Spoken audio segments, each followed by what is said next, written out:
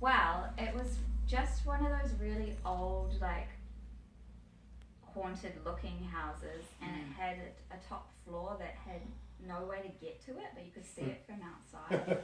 Right. And then the people who'd been living there, like the other teams the whole time, had numerous times like thought the others had come home and gone downstairs and there was no one there. You know, there was always Noises. noises and footsteps and voices and stuff. But we didn't. You didn't have Oh, that. I did actually. I stayed in. All the rooms were themed because they were painted. So I stayed in the NASA room because they'd painted rockets on the walls and stuff. And I was really spooked out in there, and I think I was spooked out in there before I took a dog up there.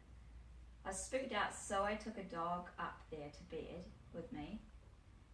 And the dog came in the room, and there was like an open closet at the far end of the room, and I'd kept my bed away from it on purpose. And the dog just went and stood looking into this closet. I was like, oh fuck, this isn't helping. And then the dog, for ages, just walked around the walls. It was just being really weird anyway. I think it was probably looking for mice behind the walls. But it creeped me out. It was looking for the spirit. I think it was communing with the spirit, actually. That's true. Yeah. So we left the haunted house because it was clearly terrifying. And we drove through Iowa pretty quickly, because there wasn't really much to see now. We stopped at the biggest truck stop in the world, which was so American, and just had like all these trucks and trucks and trucks, and in the middle was like a giant mall for truckers, and in it was like steering wheels and like floor mats with trucks on them for the trucks, and it was so entertaining. And then we scooted through Minnesota pretty quickly and into South Dakota, where we went to the Badlands, and we arrived in the Badlands at nighttime. Wow. And so there was not quite a full moon, but we arrived by moonlight, and it was really pretty, but we didn't get out of the car, which was a mistake because it was too cold. But the next day we went walking around the Badlands, and there was like bighorn sheep and stuff hanging around in there, and lots of groundhogs, which were really funny. Oh gosh. And then we went through this winding little valley in the Black Hills National Park, which was so pretty, and I think that's where the Needles Highway is, and it's just all these crazy mountains that stick out like needles, and the road just winds around it. I can't remember most of these things already. And we got lost, and then we went through all these back roads, and we had to like chop down this fallen tree that was in the way. Down through all these valleys with like all these cabins that were shut up because it was getting cold already. It must have been the beginning of autumn. And cows were grazing like around the porches of the cabins, and they were all shut up, and it was so pretty. And we had, this whole time we had 3 dogs in the car with us, so we were always having to stop and go hiking, take the dogs hiking and give them a break out of the car and stuff. That was pretty handy that you had them for that. What a great excuse to stop and go hiking. Yeah, it was. And camping too, so that these dark green stars, I don't know if you've seen, that's where we camped. And we went through, we went up to Devil's Tower, which is like this big volcanically formed thing of rocks, and the rocks are hexagonal shaped. I can't remember why. One of the Illinois handlers is a geologist. He told us all about it, but I've forgotten. We went to visit the rangers that work in that national park, because below the tower is this crazy boulder field, and there's bats that roost in there, and they want to find out more about whether the bats are migrating and how many there are. So they might get some of the dogs in their next year to look for these bats in the boulder fields. So that was really neat. She took us for a walk up around and told us all these really cool stories about cougars that they'd had around the boulder field. And then we went down through the Bighorn Mountains, which was my favourite, and you could just drive off the road into these huge valleys and these big mountains and just camp just anywhere, like in these parks, and it was so novel, and I was like, we're just allowed to just do this, but it's just because it wasn't a highly rated or protected national park.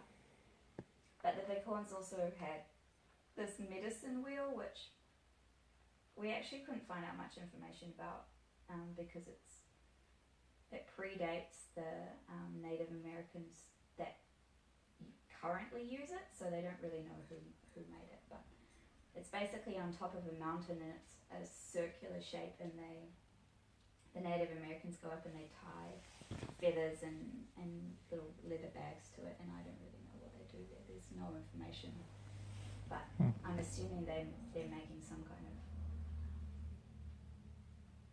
prayer up there. But it was really pretty, but really cold. There was snow, but there were pikas, like these little ground squirrel type things, and they sit up on top of rocks and they were calling out against the snow.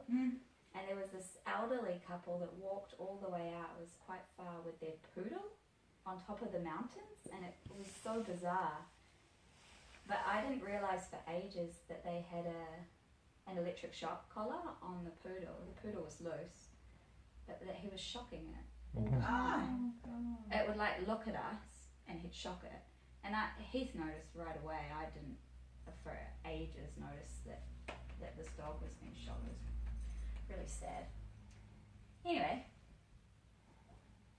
so we camped on one side of the Bighorns one night, and then on the other side the next night, because it was so pretty. And then we started heading towards Yellowstone. We camped on the outskirts of Yellowstone one night, and that was really nice. Went for big hikes with the dogs.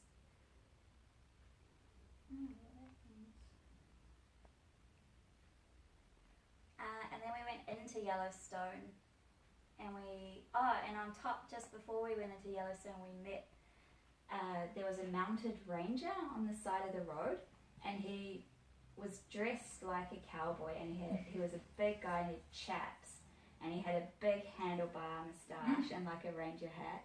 He was on top of this snowy mountain driving over into Yellowstone, and he had 2 horses with him and a cattle dog, and we drove past, and I was like, I've got to talk to this mounted ranger. So we turned around and pulled over. I was like, hi, what are you doing? Where are you going with those horses? And he works in this part of the park, and his wife is a mounted ranger on the other side of the park. Cool. And I'm not sure if she does the same thing actually, but he was following up on reports of this guy who was illegally hunting. So they'd seen this guy's truck parked down at the bottom of the mountains, and they knew he was out there somewhere. It's quite easy to do that and make up a story and say, it's quite easy for them to cover themselves, but he was just going to check it out. And he takes the dog along with him, Rosie, this cattle dog, because she sniffs out the camps where these guys camp. So they're just riding along, and she'll run off and she sniffs out the camps for this mounted ranger.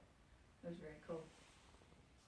Anyway, went down to Yellowstone and really wanted to see wolves, and we saw the wolf group, which is this group of people who just follow the wolves like 24 hours a day. I don't know what they do. I think they're mostly retired and just really passionate wolf followers. And we saw them, and they were watching a wolf carcass which had been there for a few days, and I looked through the telescope and I couldn't even see it. It was just nothing anymore, but they they were still just watching it all day. And we didn't see the wolves, but we drove around. We saw buffalo and elk, and all the camping grounds were full. We ended up going quite far. We went just outside Yellowstone and quite far up into the mountains. And there was this campground called Bear Creek or something, and it was empty, and there was just no one there. And all the trees around had big scratch marks from grizzlies, all high up. And there was fresh sign. Was there a connection between the number of people and the song? Could have been. So that was really neat. We thought we were going to see the bear, but we didn't. But the next day we went for a walk further up on a horse trail up into the mountains, and it was really pretty, and there were quite a few people with their horses and dogs. And we saw a wolverine trap that like rangers had built, which was really horrible looking, but it's basically just built out of wood, and it's like a big tub basically, and they just go into it, and then the lid comes down, and they're just trapped in this trap, and then the rangers pull them out and collar them or do whatever they're going to do to them.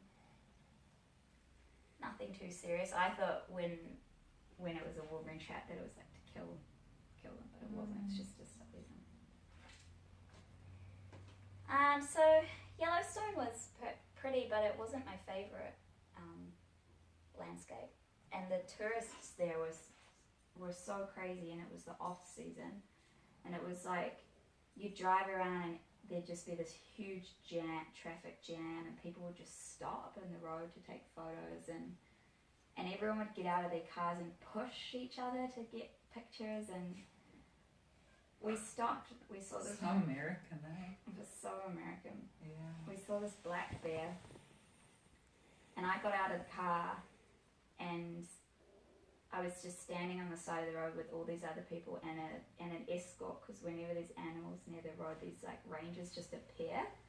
I don't know how they know where they come from, but they basically guard the animals from the tourists. So we're standing there with this guy who's like, stay back behind the line, back. And this woman comes up next to me, just walking with her phone like this. This older woman, and she's like, I can't see it. Is it there? I can't see it. Oh, there it is. It's there. And it had walked off, and she hadn't even seen it. She was just looking through her phone the whole time. And I was like, actually, it's just moved away. Just like, oh, God damn it. Just never put it down. Anyway, she didn't really care about the bear, I don't think. So we were quite happy to leave there just because there were so many people. But Gosh, you guys spent a long time together. well, this was only 9 days. 9 days. 10 days, 9 nights from Illinois. And then we went into Montana, which was really cool, and there were lots of little op shops, like cowboy op shops with all these really cool antiques and old saddle blankets and stuff. It was really tempting, and I was very strong. Didn't really buy anything. And lots of old mining towns and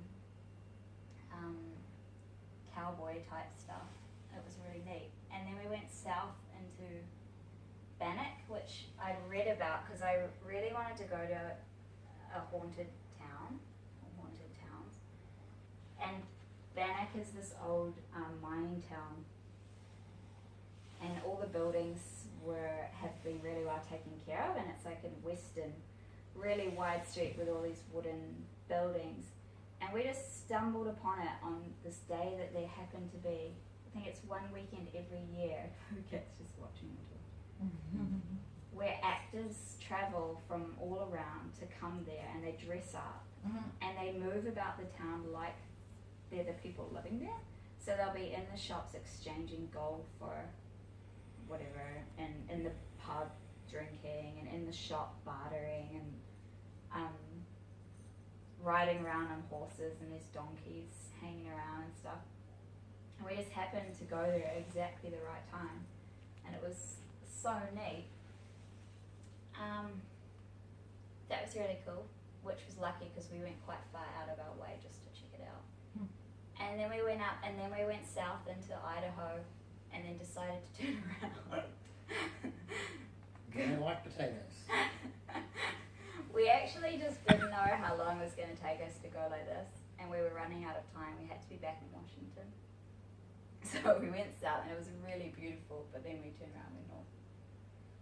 And then camped there, Lake Como, and then went over the Bitterroot Mountains. That was all really beautiful. And then we went boom into Washington, and that's where their actual facility is. In a national park, they have a like a big kennel and a couple of houses and stuff where the handlers live. And then one weekend I got to go up. They have a photographer who volunteers every year to do their fundraising calendar. And I got to, she lives in San Francisco. I met her in New York. She came to photograph there. But I got to pick her up in Seattle and take her up to the San Juan Islands, which is where Conservation Canines has a team that follow killer whales, and the dogs find the killer whale scat on the water. Wow. Yeah, Wow. it's a really amazing project. And so How do you train them to do that? you have it on land first, and then you put it in like floating buckets and stuff on the water. So we got to go up there for the weekend to photograph Liz and the dogs, which was really neat. And then we went back. I was back at the facility, and then just before I left, we went up to this project here in Niwa, which they do 4 times a year. And they're trying to extend it further west because it's looking at wolves predominantly, but also the other big predators and what's happening with the wolves recolonizing and what's happening with the other animals. And Is that the one that you knew you were going to go and do that before you went away? yeah, well initially he said the wind farm stuff will be really boring, you could come later and do Niwa. Yeah. And I said, obviously I'd love to, but if you need me for the wind farm, then that's when I should come, and that's what they needed, so that's what I did. But it was so amazing there, and So did you get to see wolves there? didn't get to see wolves. I think none of them have seen wolves there. That was the 5th time they've been there. So last year was the first year, and they've went 4 times for a month. And then this is the start of the 2nd season. And a few of the handlers have been surrounded by howling and stuff before, but no one's seen a wolf there, which has been really lucky because we know where lots of the dens are, but we just avoid them obviously. But because I was only there for a short time, I got to do a couple of surveys, and they took me to spots with lots of wolf activity so that we would definitely find it. And we went to this one valley, and there was just like fresh wolf scat everywhere. We found cougar, fresh cougar, and cougar kill. And we found like a kill site that a bear had been through and like chomped the bones and eaten the marrow out. And it's so neat. And the dog actually that was captain picked that kill site up from, I don't know, like a few hundred meters away. He was on it. So that's where I left them from, and then I picked up a rental car in Spokane and drove up there. I drove here, and actually I was supposed to drive halfway and then sleep in my car, and I drove an hour and a half down the road and then slept in my car and then drove all that in the morning. And then I was on Vancouver Island for the last 3 weeks. And then I left. Wow. That was my trip. That's pretty Exciting. Yeah. So what did you do on Vancouver Island? I was woofing at a place that I woofed at last year, just before before I left. A horse boarding facility, like stables. So For board horses. they've got 4 of their own, and they had 12 others there that time. But they wanted to go away on honeymoon, and I had emailed them before I left and said I'm going to be in North America. Do you guys need a hand around this time? And they were like, yes, we've been wanting to go away. So Cool. if you could come back, that would be great. So that was so lovely. I'm so glad I went back. They have this like really lovely house that's really colourful and loving. There's a real loving energy, and there's lots of animals, and the animals are all crazy and energetic, and they do a lot of painting and they play music together, and so most evenings they'll be It sounded like you were singing saying and- that the animals painted and made music together, and I was thinking, it's wow, pretty much. that is a pretty cool house. Can I go there? It's pretty unique. So it's just a really nice place to be, and you work 4 or 5 hours a day usually, and then you can just ride the rest of the day. And Wednesdays and Sundays are officially riding days, so we all go out on the trails around their place. And What kind of property is it? it looks a lot like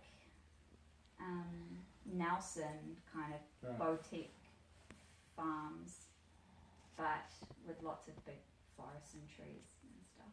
But there's lots of different stuff, like people have llamas or a winery or Yeah. horses or Yeah. just a different mix of stuff. But I got to ride 5 or 6 different horses this time while I was there, and I just learnt so much. Had a really good time. So that was basically, nice. the trip was just shit, really, all around. Yeah, well, I left out all the shit parts. So this is where shit started falling apart. Oh, because you missed all the shit You missed all the conversation shit earlier. bit. I had that Oh, earlier. okay. Yeah. I missed the big bit, yeah. Everyone else knows the Right. shit storm. There was a shit storm that started here, and it didn't really travel, but then it really started brewing here, and then it kind of was set off mostly here. Yeah. So that's the story of shit. Now The going into the shit details. storm that went west to east. Yeah, I mean yeah. east to west. Yeah. That makes sense. It would go against the normal weather. It's not a normal storm. No.